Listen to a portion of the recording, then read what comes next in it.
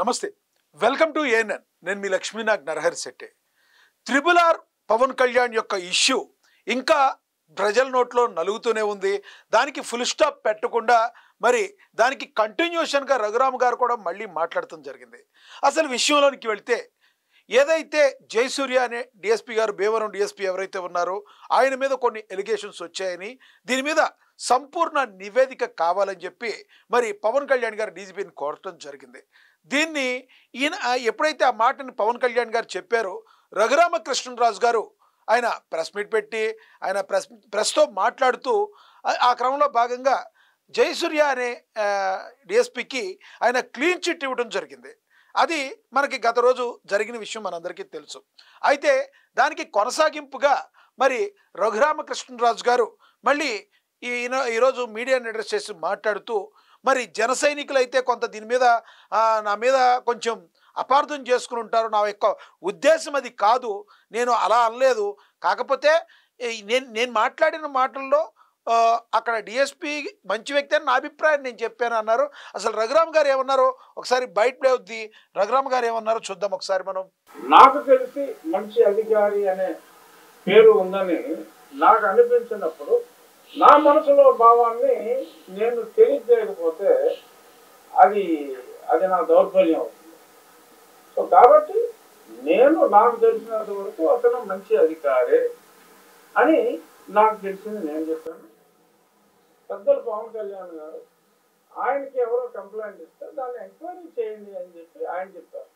ఆయన చేసింది 100కి 100 ఒక ప్రజాప్రతినిధిగా, ఒక బాధ్యత గల మంత్రిగా ఆయన చేసింది 100కి 100% కరెక్ట్. నా ఏరియాలో పనిచేస్తున్న వ్యక్తి అతని గురించి నాకు తెలిసింది నేను చెప్పడం అనేది అది నా బాధ్యత. I may be wrong tomorrow. Or the information what Pawan Kalyan garu got might be wrong. Might be right or might be wrong. నేను చెప్పింది might be right or might be wrong. వాళ్ళ విచారణలో తెలుస్తుంది. దానికి ఇంత భారీగా ఏదో deputy CM versus deputy speaker అని ఏదో డిప్యూటీ కామన్గా ఉందని, ఆయన పోస్ట్ చాలా పెద్దది. నేను డిప్యూటీ అని ఉన్నంత మాత్రాన ఆయన డిప్యూటీ చీఫ్ మినిస్టర్ హోదాలో ఉన్నా. సో ఒకసారి ఏదైనా ప్రాబ్లం అయ్యాక ముందు ఎలా పూస్తే ఏమవుతుందో ఆ రకంగా నిన్న జరిగిన సిచ్యువేషన్కి మరి రఘురామకృష్ణరాజు గారు ఈరోజు ఒక క్లారిటీ ఇవ్వడానికి ప్రయత్నం అయితే చేశారు. అసలు ఎందుకు రఘురామ గారు అసలు ఇలా రియాక్ట్ కావాలి? జనసేన నాయకుల నుంచి వస్తున్న మాటలు, దానికి సంబంధించి కొత్తపల్లి సుబ్బారెడ్డి జనసేన నేత ఎవరైతే ఉన్నారో ఆయన కూడా మాట్లాడారు. ఆయన ఏం మాట్లాడారో ఒకసారి మనం వినే ప్రయత్నం చేద్దాం. కొత్తపల్లి సుబ్బారెడ్డి గారు జనసేన నేత, ఆయన ఏం మాట్లాడారో విందాం.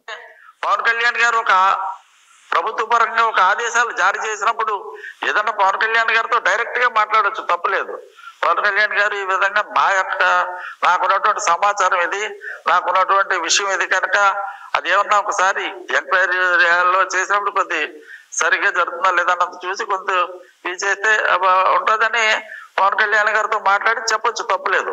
అలా కాకుండా ఒక ప్రెస్ మీట్లోనో లేకపోతే వాటిలోనూ స్పందించడం అన్నది సరైన విధానం కాదు. పవన్ కళ్యాణ్ గారు ఎంక్వైరీ చేసి ఆదేశించినప్పుడు ఆ వ్యక్తి మంచోడు అని చెప్పడం అంటే అక్కడ సందర్భానుసారంగా కరెక్ట్ కాదు. నివేదిక వచ్చేది వరకు మీరు వెయిట్ చేయాలి కనీసం, లేకపోతే పవన్ కళ్యాణ్ గారి దగ్గరికి వెళ్ళి మాట్లాడాలి తప్ప ఆ విధంగా పవన్ కళ్యాణ్ గారు ఇచ్చినటువంటి ఆదేశాల మీద అంత రొటీన్ గా మాట్లాడటం అన్నది మరి కరెక్ట్ గా. సో సుబ్బారాయుడు గారి మాటలే కాదు, కొంతమంది జనసేన నాయకులు కూడా ఇలాగే రియాక్ట్ అవుతున్నారు. మరి ఎందుకు ఈ రకంగా టీడీపీలో జరుగుతుంది? టీడీపీలో ఇప్పుడు అసలే బోల్డన్ని పంచాయతీలు వస్తున్న వేళ, మొన్నటి వరకు ఒక ఇష్యూ జరిగింది, బోండా ఉమ్మగారి ఇష్యూ జరిగింది, అది సద్దుమణికి ఇచ్చారు. నెక్స్ట్ ఇమీడియట్లీ రెడీ అంటూ బాలకృష్ణ గారి ఇష్యూ తెర మీదకి వచ్చింది. సరే బాలకృష్ణ గారు మాట్లాడారు, ఆ తర్వాత చిరంజీవి గారు ఏదో లేఖ రిలీజ్ చేశారు, కొంచెం సమయం పాటించారు. అసలు పవన్ కళ్యాణ్ గారు అయితే ఆ విషయాన్ని గురించి కనీసం నోరెత్తలేదు. మరి ఈ ఈ ఈ తలనొప్పులు చాలా ఉన్నట్టు ఇప్పుడు మళ్ళీ పవన్ గారు మరి మాట్లాడటం ఎంతవరకు కరెక్ట్ అని చెప్పి అందరూ కూడా అడగడం జరుగుతుంది. అసలే చంద్రబాబు గారు విదేశీ పర్యటనలో ఉన్నారు. ఈ విదేశీ పర్యటన ముగించుకుని చంద్రబాబు గారు అక్కడి నుంచి వచ్చే లోపు మరి ఏం జరగబోతుంది, ఇలాంటివి ఎన్ని తలనొప్పులు తీసుకొస్తారని చెప్పి రకరకాల ఊహాగానాలు అయితే వినబడుతున్నాయి. ఒకటైతే వాస్తవం, రఘురామకృష్ణరాజు గారి యొక్క ఇంటెన్షన్ ఒకవేళ ఆయన కాన్స్టిట్యున్సీలో ఇలా జరిగి కరెక్ట్గా జరిగే ఉంటుంది, కానీ దానికి జయసూర్య గారికి ఎటువంటి ఇది లేదు, మకిలి లేదు అని నిజంగా రఘురామ గారికి అనిపిస్తే నిజంగానే పవన్ కళ్యాణ్ గారితో మాట్లాడొచ్చు కదా. దాన్ని ఇలా బాహాటంగా బయటకు తీసుకొచ్చి చెప్పాల్సిన అవసరం ఏంటి? ఇది మిత్రధర్మమా? లేదు అంటే మీరు ఈ రకంగా మాట్లాడటం వలన పవన్ కళ్యాణ్ గారు ఏదైతే చెప్పారో అది రాంగ్ అని ప్రజల్లోకి వెళ్ళే అవకాశం ఉండదా? తద్వారా చులకనయ్యేది ఎవరు? పవన్ కళ్యాణ్ గారు చులకన కారా? కాబట్టి వాంటెడ్లీ టీడీపీ పార్టీ ఇలా చేస్తుందని చెప్పి జనసేన అభిమానులు, జనసేన కార్యకర్తలు అయితే బాహాటంగా చెవులు కొరుక్కుంటున్నమాట.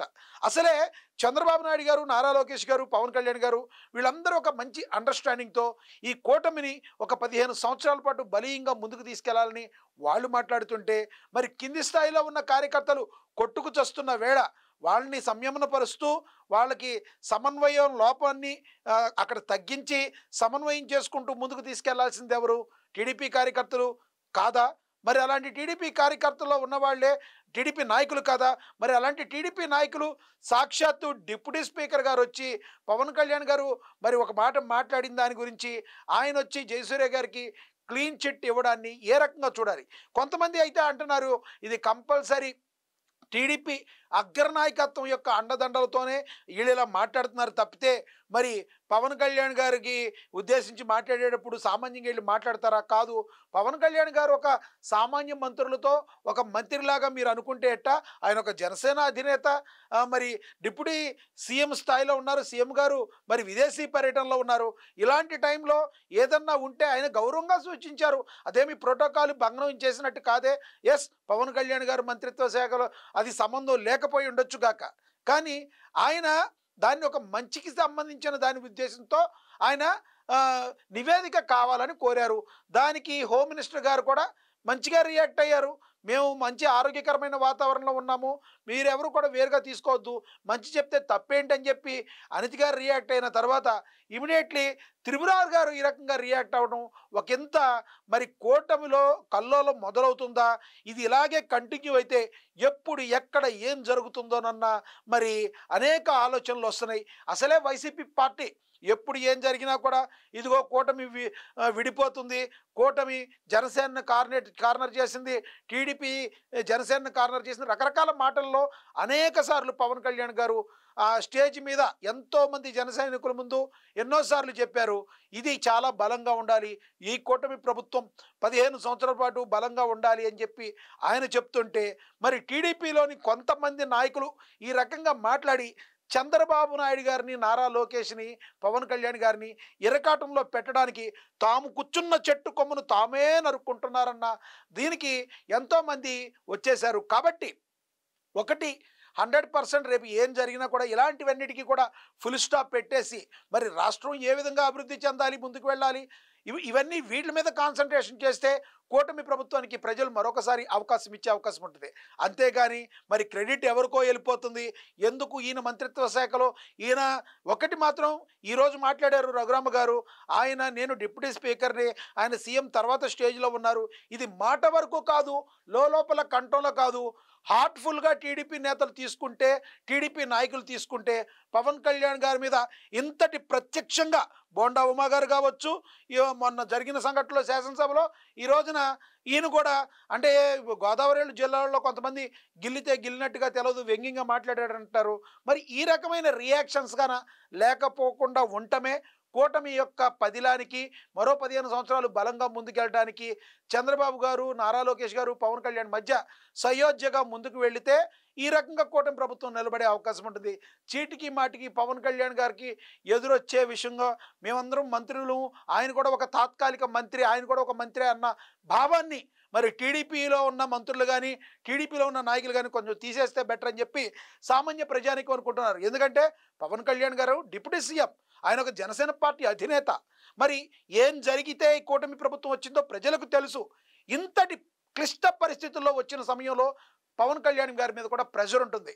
ఏ విషయం జరిగినా ఇది ఎందుకు జరిగింది, ఇది ఈ రోజున మీరు ప్రశ్నించలేదేంటని ప్రతి ఒక్కళ్ళు చంద్రబాబు నాయుడు గారిని అడగటం కంటే ముందు కంపల్సరీ పవన్ కళ్యాణ్ గారిని అడుగుతున్నారు. మరి ఆయన ఇమేజ్ని ఆయన కాపాడుకోవద్దా, ఆయన చెప్పిన వాగ్దానం ఆయన నిలబెట్టుకోవద్దా? ఆ సమయంలో ఆయన గౌరవప్రదంగా దీన్ని ఒక నివేదికగా ఇవ్వండి అని చెప్పి మాట్లాడితే మీకెందుకు నొప్పులు వస్తున్నాయి, మీరెందుకు భయపడుతున్నారు అని చెప్పి ఈ రకంగా అనేక ప్రశ్నల వర్షాన్ని అయితే కురిపిస్తున్నారు. చూడాలి మరి ఇక్కడితో అయినా.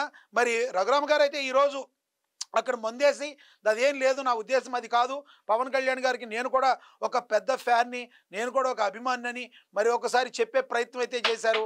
కానీ ఈయన ఇంత చేసినప్పటికీ కూడా నిన్న ఏదైతే మాట్లాడారో అవి ఒక ప్రజల్లోకి ఒక వేరే సిమ్టమ్స్ అయితే వెళ్ళినాయి. మరి చూడాలి రానున్న రోజుల్లో వీటిని బేస్ చేసుకునైనా కనీసం రానున్న రోజుల్లో మరి టీడీపీ నాయకులు ఒకంత రియాక్ట్ అయ్యేటప్పుడు ఒకటికి పవన్ కళ్యాణ్ గారి విషయంలో 1-10 సార్లు ఆలోచించుకుని రియాక్ట్ అయితే అది కూటమి బలోపేతానికి చేకూరుస్తుంది. ఎట్లా పడితే మేము అలా మాట్లాడతాం, తద్వారా మరి కూటమి విచ్ఛిన్నానికి మేము కారకులు అవుతాం అంటే రేపు జరగబోయే పరిణామాలకి ఎవరు కారకులు కాదు. మరి చూద్దాం ఏం జరగబోతుందో.